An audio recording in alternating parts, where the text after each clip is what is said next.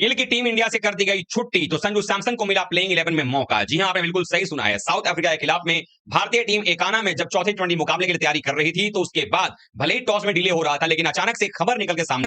निकल के सामने आती है और ये खबर संजू सैमसन के फैंस के लिए खुशखबरी थी तो शुभमन गिल के फैंस के लिए कहीं ना कहीं बुरी खबर तो थी ही, लेकिन टीम इंडिया के लिए जो जरूरी था उसके लिए अच्छी खबर थी। दरअसल भारतीय टीम टॉस का इंतजार कर रही थी। टॉस यूं तो 6:30 बजे हो जाना चाहिए था, लेकिन टॉस जो है वो डिले होता रहा क्योंकि धुंध इतनी ज्यादा थी। 6:50 पर अंपायर्स ने इंस्पेक्शन किया, फिर नया टाइम दिया 7:30 बजे का। लेकिन एक चीज जो बहुत अच्छी खबर लेकर के आई भारतीय क्रिकेट फैंस के लिए वो ये कि जो लगातार टीम इंडिया के क्रिकेट फैंस ये कह रहे थे कि शुभमन गिल परफॉर्मेंस नहीं कर रहे हैं, फिर भी वो अभिषेक शर्मा के ओपनिंग क्यों कर रहे हैं, क्यों नहीं संजू सैमसन को ओपनिंग करवाया जाता है। ऐसे में चौथे टी20 मुकाबले में ओपनिंग करने की जो एक संभावना थी वो बढ़ गई संजू सैमसन की। दरअसल शुभमन गिल के बारे में बताया गया, जो रिपोर्ट आई वो ये कि उनके पैर में चोट लगा, वो फुट इंजरी उनका हो गया है और इसकी वजह से वो चौथे टी20 मुकाबले से बाहर हो गए हैं। अब सवाल ये उठता है कि 2 दिनों के अंदर में ही 5वां टी20 मुकाबला भी खेला जाएगा, तो ये दोनों ही मुकाबले इसका मतलब कि संजू सैमसन खेलेंगे और संजू सैमसन अगर इन दोनों मुकाबलों में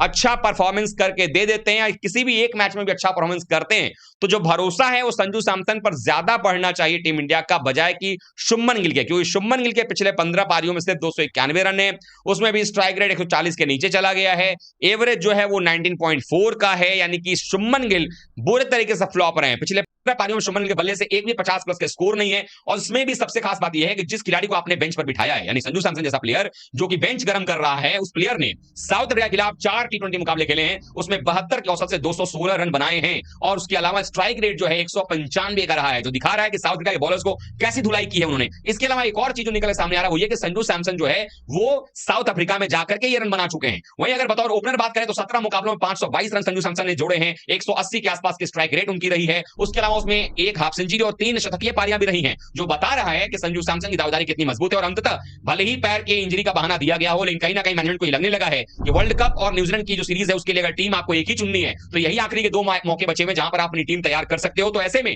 खबर जो आई है कि गिल इंजर्ड है, शायद हो सकता है कि संजू को मौका देने का वक्त आ गया है और संजू ने अगर परफॉर्मेंस कर दिया तो फिर